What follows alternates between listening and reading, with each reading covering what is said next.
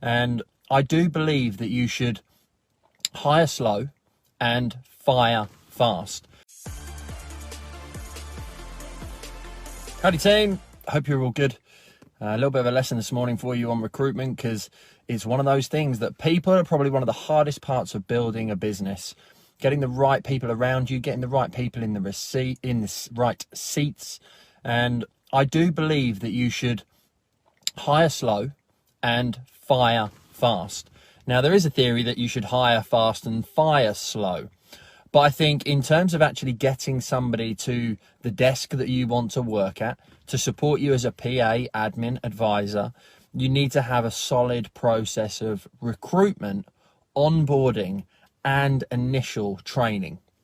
During the course of the last 4 months, and tripling our team size in actual fact, not being able to do face-to-face training, and from my point of view, not having the right manager in place, caused a few issues in our recruitment within Active.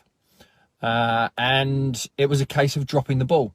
And a few disgruntled customers, a few fees had to be refunded, and every opportunity is a chance to improve. And I'm a firm believer in marginal gains.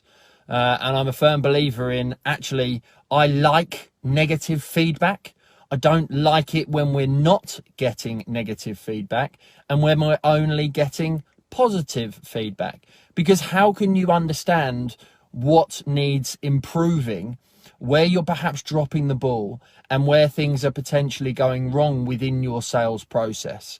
Because every element of business growth, going from you to 2 to 3 to 4 to 8, for example, it's an opportunity. You have to review your process. You have to review your sales. You have to review your business model, your finances, your administration, the way in which the business works. And you have to be making sure that your clients are always taken care of. So when it comes to your recruitment, you need to make sure that, first of all, you put the right bum in the right seat. You need to make sure that you find the right person to do the job that you want them to do. Now, I've recruited many people over the years, from building a business for somebody else in 2005 through to the current day. And in the last few months, we've had to let a couple of people go from the team, even though we've probably recruited 3 times that number. And there's always going to be people that aren't a right fit for your business. And even if you hire slow and have a good onboarding recruitment process, in the sense of you have a general first date with them where you find out whether you like them, whether you've got stuff in common, whether you want to take them on a second date, i.e. for a second interview. And in that second interview, you get a little bit more specific. For example, on the first interview and the first date, you don't start talking about marriage and kids and all this kind of stuff. You just talk about what films you like and what mindset you got and what, your favorite food is and places that you've been on holiday and all that kind of stuff, to find whether you've got some commonalities. What's most important to you in your life is a great question for a first interview. On the second interview is when you start getting specific about the job, what your expectations are. So I would say that first interview is relatively informal. Second interview is very formal, a bit more structured, because you want to work with people that you like, but also you want to make sure that you can help them achieve their goals and help make sure that they're a right fit for your culture and your vision, mission, and values. So once you've then done that, you need to have ideally a third person take a look and have a chat with them. Someone who knows you well and knows what your expectations are. I've had my dad do it in the past, been self-employed for many years. Now I've got a team. I have 2 people on my team who are integral to having a chat with new people. It doesn't make a fail-safe, but certainly you need to make sure that they're right for the role that you want to do. And for example, Jack, he's awesome. He has had a variety of different roles. He's done social media for me, for Active, for Mortgage Pro, podcast, YouTube, Facebook, Instagram, LinkedIn, this, that. He's done so many different jobs and roles that he's never been an expert at any particular one. And I talk about superpowers all the time. And I think it's vital that you understand when is the right time to take on somebody else, to leverage someone else's superpowers. Because if you give someone too much to do, they can get overwhelmed and frustrated, and actually they don't get good at absolutely anything.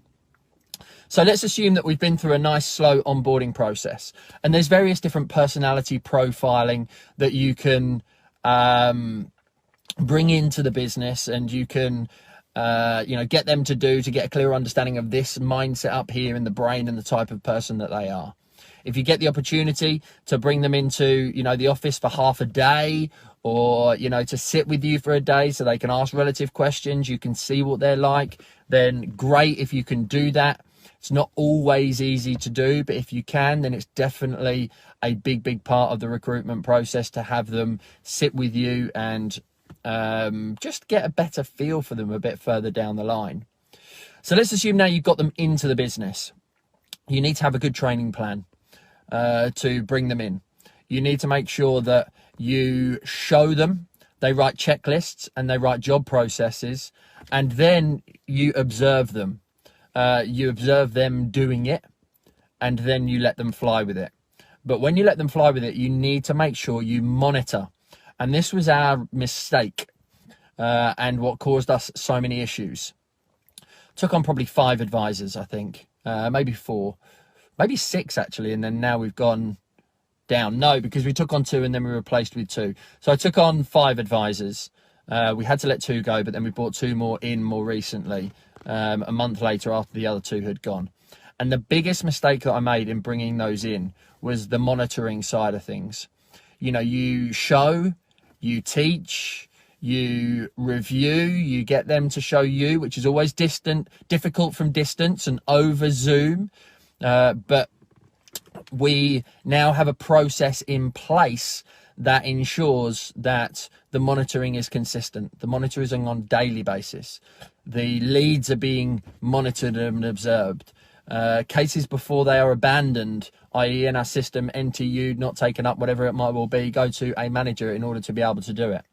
And this is where I think the biggest mistake often is for a lot of people. You get someone into the business, you show them how to do it. You go, there's a desk, there's a computer, and this is how you do your job, crack on, and leave them to their own devices. And that's where I'm not a particularly good manager, because that's my method. But I know my failings from building a business many times over the years. And that's why I have a full-time operations manager in place now who supports me, who loves that stuff that I don't necessarily enjoy. Love coaching and mentoring. Very much on the individual to take the action, provide the accountability. Whereas managing somebody on a day-to-day is what a business needs. Not necessarily micromanaging, but I would say from the moment that somebody steps into your business as a new employee, you have to micromanage. Because then over time, you can ensure that they're following the right process. They're having the right conversations. They're dealing with the system in the right possible way. No stone is being left unturned.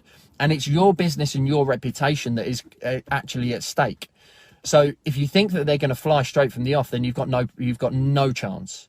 You need to allow at least 3 to 6 months of consistent monitoring, consistent training, consistent improvement, test, review, tweak, repeat. And making sure that the communication and the one-to-ones and yes, the feedback is very, very regular. It needs to be a two-way street. And often the problem that I find, particularly with a couple of my mentees that I'm working with, they've got the dreams, aspirations and wishes. They're generating a lot of leads. They bring a couple of advisors in. They show them how to do it once, and then they leave them to their own devices. They're not managers themselves, and therefore they're not managing the leads. They're not managing the people at the desk. They're not managing the sales and the process.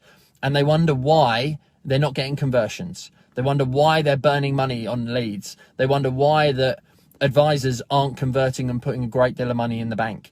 And this is the problem. What gets measured what gets measured gets managed. So you need to measure your leads, therefore you can manage them, therefore you can manage the people dealing with them. And this was the mistake that we have made. We tried to give too much reliance on people straight from the off. We didn't monitor the volume that was coming in on a weekly basis. We didn't go back and ensure that they work the active way. And I think that you need to allow the time in the early phases of recruitment for shadowing, which is very hard when you're training from distance. Because if you've got an office, brilliant. Just allow somebody to sit with you for 1 to 2 weeks at least. Write checklists, write everything down that you ultimately do. Get them to do a few tasks, but formulate their job role from observing and identifying what their skills are. If you can do that, then that's going to help you to move forward. But once they're doing that, you need to then have that weekly review. You need to ensure that what they're dealing with, they're actually dealing with in a proficient way and the way that you want it to be done, plus putting their own stamp on it. And especially for your advisors, you know, we have a process for our advisors of checking prior to the illustration and quotations and, after research, after fact find, prior to illustration and quotations being given to the client to make sure that recommendation and advice is good. We then have a process of checking that the application and the details haven't changed from the quote being given to the application being submitted, and that gets checked in the early stages. And then we have a process of third and final before the suitability letter goes out to the client to make sure that everything is correct. And then check by our outsourced compliance firm right at the very end to ensure that the story all the way through is correct. So we actually monitor our advisors at 4 stages. However, that's only of the successful ones that are receiving quotes. What of all the new leads that are coming into the business? That's where your money can be won or lost. That's where you can make sure that your business is able to thrive and not survive. If conversations aren't being had in the right possible way, if fees aren't being pitched in the right way, if clients aren't getting the answers to the questions that they possibly have early enough in the conversation, then they're going to be going off elsewhere. And that's where I do believe that as mortgage advisors, protection advisors, we are salespeople. Yes, we are advisors. Yes, we are consultants, but you have to sell somebody on your fee, your service, your process, your method of business, the way in which you're different to everybody else. And you have to make sure that you ensure that your team and your advisors do it in exactly the same way, but also that your administrators follow the same kind of guidelines and rules, and that you're monitoring the work that they're looking after.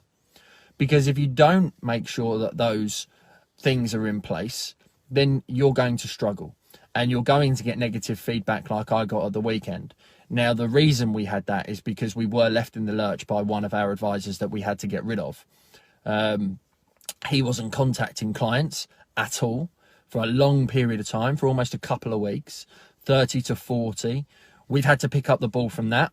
Obviously, we couldn't keep him within the business, but had we have had the monitoring in place that I mentioned now straight from the outset, then we wouldn't have had that problem.